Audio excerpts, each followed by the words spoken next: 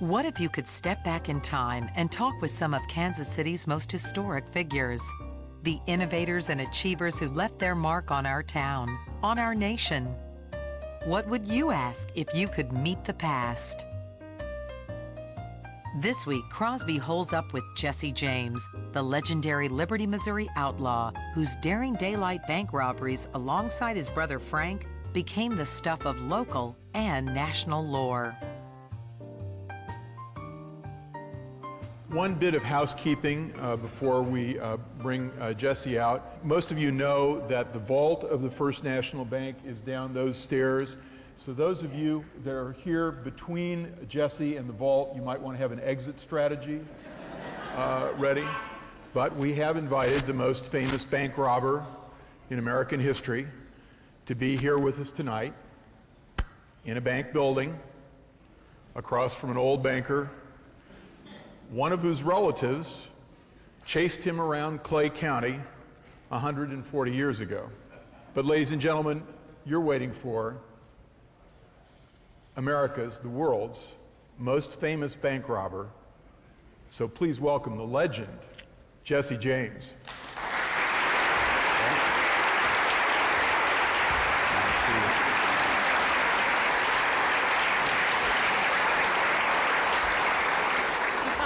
Please sit down, Mr. James. I see you're packing. Tell me they aren't loaded. That's between me and my good luck charms here. Jesse, we've brought you back to talk about your past, about the history, this great legend you built, and the truth behind this legend. So first I want to take you back to February 13th, 1866. The Civil War has been over less than a year. 2 weeks before, there's been a mass meeting of Republicans, and Unionist Democrats in Liberty, Missouri, in the town square, led by the owners of something called the Clay County Savings Association, the Clay County Savings Bank. On that date, two men in blue overcoats walked into the bank. Well, what happened that day is what we call the first bank robbery. The first daylight bank robbery in American history. Absolutely. Now, you talked about those blue coats. Well, that's what the bushwhackers wore during the war anyway. We didn't have Confederate soldier gray. We wore these blues to confuse the enemy. So even though the war was over, only by less than a year now, and there were 500 Union soldiers in Liberty at that time. So we went in there were a dozen of us. Two of us entered, Archie Clement and my brother Frank, and walked up to the teller, the cashier really, and his son, and asked them to change a 10-bill note. We pulled our revolvers on them, and we just asked for all the money in the bank, and as quick as they could. Simple as that. And then things erupted a little bit when you got out on the street, or you were out there already, I guess. Oh yeah, well, we were guarding the bank, and when the two came out, taking all the greenbacks, gold and silver, all the bonds, and putting the father and son into the vault. Now, we shut them in there. We didn't lock the door or anything, but we shut them in there. But you got out on the street, and there was a little gunfire as you're going away. And oh, yeah. We have a phrase today called collateral damage. Poor George Wymore, 19 years old, accidentally shot. Well, you just got to be careful which corner you're turning around when a bank robbery comes on. Exactly. And that's the story of the first daylight bank robbery. Nobody was intentionally hurt, and so your legend is safe. $60,000, by the way. $60,000, a lot of money in those days. The president made $20,000. There you go. More than the president made, and in one brief afternoon. There was another thing you were famous for. You're famous for bank robbery, but you were also famous for being the first guy who really took on the railroads and robbed railroads. January 30th, 1874, Gads Hill, Missouri. What happened at Gads Hill, Iron Mountain Railroad? It's the same thing we always do with any train robbery. You pick a site that is remote, out of the way, with a depot that they will just turn into, easily done. Now, we're not there for the passengers most of the time. Didn't like robbing the ladies and the gentlemen? No, well, we didn't like robbing the working man. The working man. Okay. But in this instance, it was a little bit different just by the name Gads Hill, because my brother Frank loved Shakespeare. Now, I don't know if people know this, but Frank was a pretty educated man. And Gads Hill is actually mentioned in one of Shakespeare's plays. He had to explain this to me. Henry IV, Part 1. There you go. See, you know more than I do. Absolutely. Well, no. I don't want to challenge you that much, Jesse. Frank is usually a very stoic, silent man. I'm the one that's devil may care. I'll just talk up a storm for no good reason. But on this day, Frank was a little giddy. And he started walking down the aisles, quoting Shakespeare to everybody. And so we go back and we find the messenger. That's what you're always there for, is to find the messenger, because he's got the key to the safe. The express company, exactly. Like Wells Fargo and American Express, they actually took the money. Yeah, Adams Express, all those guys. So he was back there, and we opened the door to the car, and he's pointing a revolver right at us. And we all just sort of stand there and look at him. He's got the revolver pointed right at us. He's ready. He's ready and waiting for us. And you just gently said to him, "Why don't you just give us that damn revolver right now?" Thank you, yeah. And we pull it out of his hands, and he unlocks the safe. The problem was with that one is that there was only about $1,000 in that safe. The St. Louis Dispatch the next day said this was the most daring robbery on record. Now, why would they say that, Jesse? Unbelievably, you left behind a press release on the train? It's true. Did you not leave behind a press release? Well, it's true that so many people have said so many things about Jesse James that you want to get the story right. And it was the most daring robbery that train has ever had. And it was amazingly accurate. You predicted exactly what you were going to do, but you also talked about why you did it. And again, you talked about the working men and weren't going to rob them, but so you're robbing this train because of the tyranny and oppression. The tyranny and oppression, I like that from a bank robber. Oh, absolutely. The railroads. Well, you have radicals. to understand that people originally had a love affair for the railroads. Taking money, they said they were going to take the railroad to all these little towns in Missouri, and that did not occur. They took the money and ran with it, and even the little lines got swallowed up by the national lines, and they became these million-dollar corporations. And the farmer was the one that was losing out, because they were taking their land for cheap prices, and they were charging exorbitant money to ship their goods. So you were robbing from the rich and giving to the poor? We were robbing from the rich for the poor. I see. Yeah. I see. There's a difference now. You know, your brother rode with Quantrill. Around here, these names carry a lot of resonance because of the raid on Lawrence that your brother Frank participated in, where 250 men and boys were killed by Quantrill. And we still have border wars today. Is that Jesse. right? Yeah, and in fact, the University of Kansas, there's a great university started about the time you were active, and they actually call their teams, they call them the Jayhawks.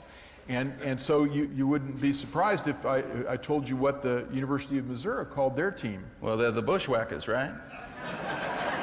Is that right? No, they just play like Bushwhackers. There you go. No, they call themselves the Tigers. They lost the bet on that one. But you know, there are these famous moments in Missouri history. There's Order Number 10 and Order Number 11, famously, which was sort of concentration camp orders, got rid of people and concentrated them in jails, forced people into jail. And there was a jail just 4 blocks from here, 1425 Grand Avenue, a jail that some of the Youngers, Bloody Bill's sister, right? I know Bloody what you're Bill talking Anderson's about. sister. They were in that jail, and it collapsed on them and killed them. So to say these men had no vendettas against the North, they all had personally lost family members. So to say that Lawrence was a tragedy in Osceola, these were people fighting for their families. People were being evicted. General Order 10 and 11, Special Order 9, my own family was kicked out of Missouri, Clay County. They were told to go south, but they decided they didn't want to go south. They went up to Rulo, Nebraska, because they wanted to be close to home.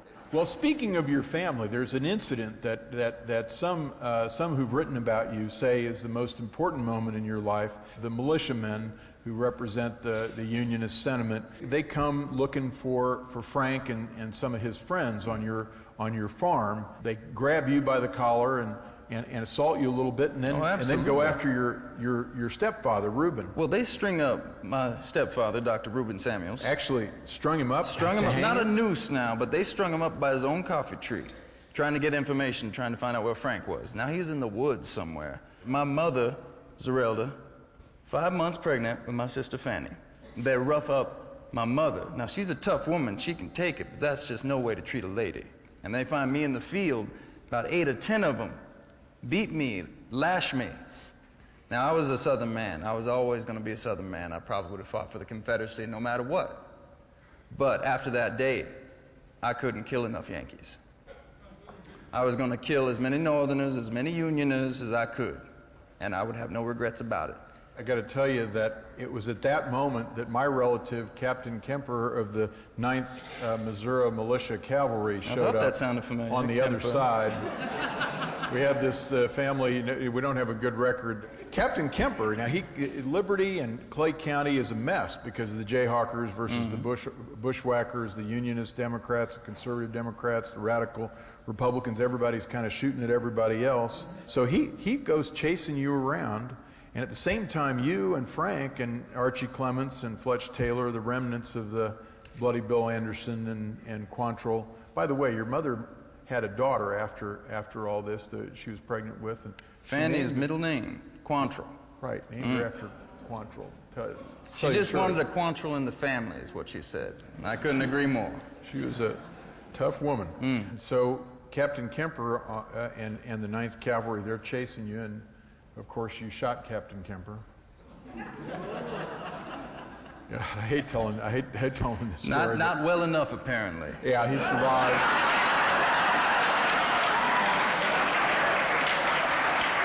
Clay County is known as Little Dixie, so he should have known what he was getting himself into. Clay County was really the furthest north and the furthest west part of the southern slave economy, growing hemp and tobacco with slave labor. There were slaves in your household, were there not? Absolutely. You grew up with, we had about 6 or 7 at a time. Now, what we mostly did was buy children down in Liberty. And as they grew older, then they increased in value. And so that was just our way of life. As a farmer, you grow hemp, you need as many hands as you can get. Another bank robbery that we might want to talk about shows what you were up to. It wasn't just money you were after, and that's the Davies County Savings Bank in Gallatin, Missouri. You went after Samuel Cox, who you thought was the guy who'd killed your leader, Bloody Bill Anderson. They said I was at Liberty for the first bank robbery. They said I was at Lexington and Richmond and Savannah and even down in Russellville, Kentucky with Cole Younger for a robbery. But you're not really a bank robber till you get your name in the paper. And that's what happened in Gallatin. We came looking for Samuel P. Cox, who said he killed Bloody Bill Anderson, my mentor, my brother, my leader during the war. So we were going to get ourselves some vengeance. So just Frank and I went into that town, went into that bank. Same thing. You put down a bill, ask them to exchange it. Now, why do you do that? Well, when they go to the cash tin, they show you exactly where the money is. And I look over and I lean to Frank and I say, I think that's Samuel P. Cox. And Frank never says anything, he just gives you a little nod. And when he did that, I put one in his chest and one in his head.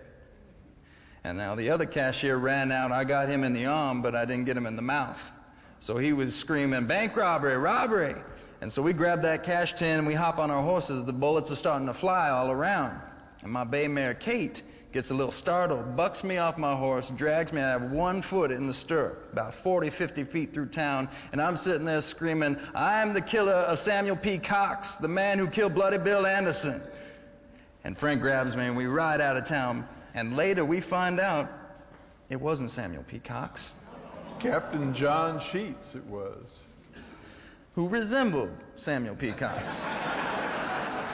Also, was there much money in that drawer you took? We probably got a few $100 off that one. Oh, man. But be careful of who you look like. You might end up getting that punishment. So you look a lot like Captain Kemper, actually, now that I'm thinking about it. The Pinkertons got onto you at one point. Now, Alan Pinkerton was probably America's first great detective, and you were America's first bank robber, so it's kind of a match made in heaven. When you robbed that bank in Iowa, he was hired by the bank to come after you. and he sent some men down to look you up, Mr. Witcher and Mr. Lull. Do you remember them? Oh, I absolutely remember those men. What happened to them? Well, they're not around to tell their story, are they? Apparently not. Now, this man, John Witcher, was just a plain fool.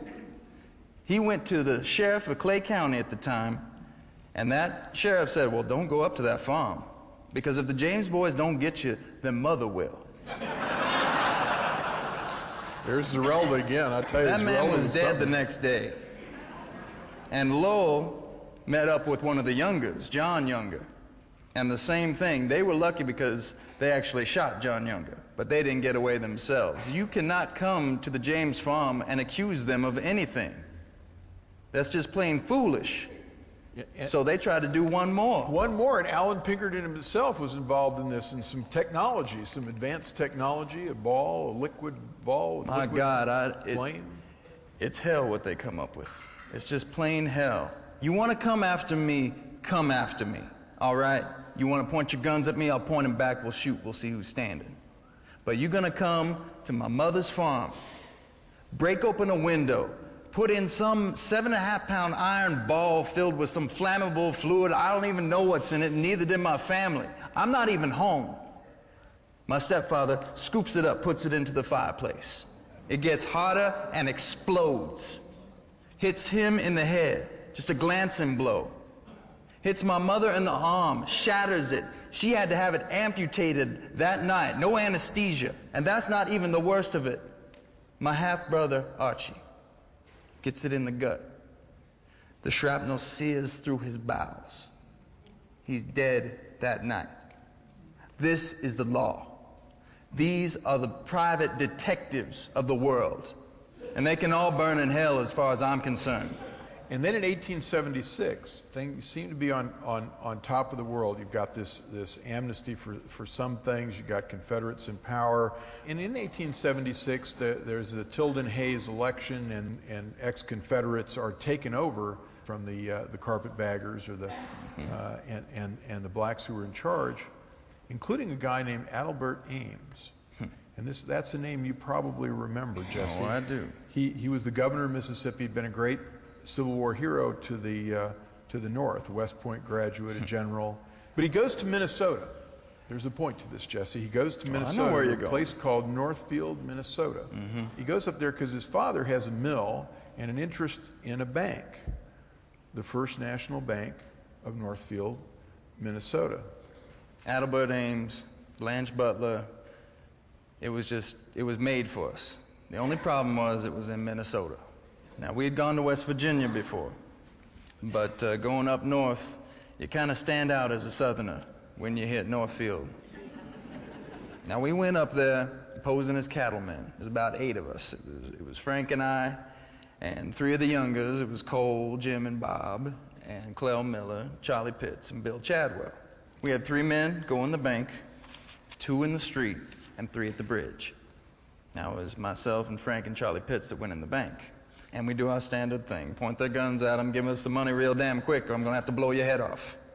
And they're telling us, well, the safe's got a time lock. It cannot be unlocked. We found out later it couldn't be unlocked because it was unlocked. Yeah. And I've always said, if you're damn fool enough not to open a safe when someone's got a revolver pointed at you, then you deserve to die. And that man Haywood, he went down that day. So you knocked him on the head to try and get his attention. Well, you don't shoot him first. You still try to intimidate him a little bit. You try to save the man's life before you kill him. If they refuse to save their own lives, they're going to get it. Simple as that. And so the other guy who's there, Mr. Bunker, he runs out. That brings out everybody in town. This is kind of a community effort in the town of Northfield. Well, they start shooting from the hotel and from the stores. Cole gets hit. Bobby Younger gets hit. One thing I'll say about Minnesota people, they can shoot. So when they got their rifles, I don't know if they hunt a lot out there or what, but they were hitting their targets. And Clell Miller went down, and Bill Chadwell went down. And that was a problem because Bill Chadwell was the one from Minnesota who knew the area. So we got out of there with no money, just fleeing for our lives, basically, 6 of the 8 of us. And Bob, like you said, Bob was in the worst way. He got it in the elbow and just barely could go on. We did every trick we could. We stole horses, we begged for food, we posed as different people. Eventually we had you had 1,000 people in southern Minnesota in posses chasing you. Yeah. It's an amazing escape. I got to say that, Jesse. Well, amazing escape. It was an amazing escape for Frank and I. The Youngers didn't do so well. No, they would not leave Bob behind. I even suggested that we kill him, just so we could move on. And of course, Cole would not listen to any of that. He's going to stay with his brother, and I didn't fault him for it. But we had to move on. And the Youngers and Charlie Pitts get in a gunfight. Charlie Pitts goes down, and the Youngers get shot up all to hell. And they give up, and they're sentenced to 25 years in the state penitentiary in Minnesota. And the Youngers are gone now, and you're back in Missouri, and there really isn't anybody left from the days of Quantrill and Bloody Bill Anderson, and you've got a group together who are really just common criminals, right, Jesse? And they didn't have the loyalty that we had as Confederates in the war. These were horse thieves. These were petty criminals, and they were family. So we did what we could, but the whole formula that we had, I would rob maybe 2 times a year tops. But with these new boys, we would go do quick runs. We weren't robbing banks, stagecoaches and Federal Paymaster down in Alabama, anything we could scrap and get. And the boys turned on each other. There's a new governor in 1880, there's a new governor, Governor Crittenden, and he gets together with some of these railroad guys and the express guys, and they raise a real serious reward on you, $10,000. So that must have put a little pressure on you, Jesse. Well, I told him I'd kill the governor for $25,000. So I didn't think it was high enough. There's your last robbery, the Blue Cut robbery. Oh, yeah. You actually robbed some passengers, something you'd only done once before. True. Yeah.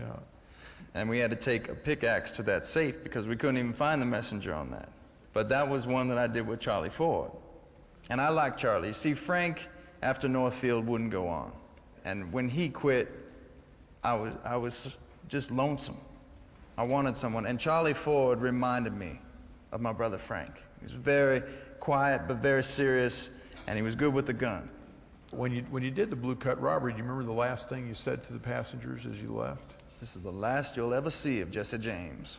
And indeed, the governor who'd raised all that money in St. Louis, he came to a hotel in Kansas City at the St. James Hotel, and he met with Bob Ford. He had a meeting actually with Bob Ford, and they must have discussed that $10,000 reward, which, by the way, wasn't a reward dead or alive. It's supposed to capture you alive to get that reward. You moved to St. Joe, nice little house with your wife Z, and one day you decide you're going to hang a picture. You're talking about you're about to go out on another raid, another robbery. But you take a look at a picture hanging on the wall and see it's a little dusty. I said, God bless this home. And I just didn't like seeing it crooked. What led you to trust Bob and Charlie Ford like that? You turned your back on Bob and Charlie Ford. Well, what was the last thing you heard? I heard the click. And I'd heard that click many a times. I'd done it many a time. And just for a moment, I remembered something that Frank said. He said, one of the most brutal things that you will ever find in this world is your average 19 or 20-year-old boy. Now, he was talking about the bushwhackers back in the day. But I remembered it at that moment as a 20-year-old boy clicked behind me. So Bob Ford was a little bit like Jesse James. So you died, Jesse. You died there in St. Joe. 2,000 people came to your funeral. Pretty incredible. You became a legend. Frank decided sometime after that because of the outpouring of sentiment around your death, that he could surrender. So he surrendered to the governor and was acquitted. And Bob Ford and Charlie Ford went and confessed, were arrested, tried, convicted, and pardoned by the governor in a space of 2 hours after your death. Pretty incredible. Yeah. So the big question is, and I think maybe we just have to let the audience answer this question for themselves, Did you live the life of Robin Hood and fight tyranny? Or were you the first terrorist? Ladies and gentlemen, the great American legend, Jesse James.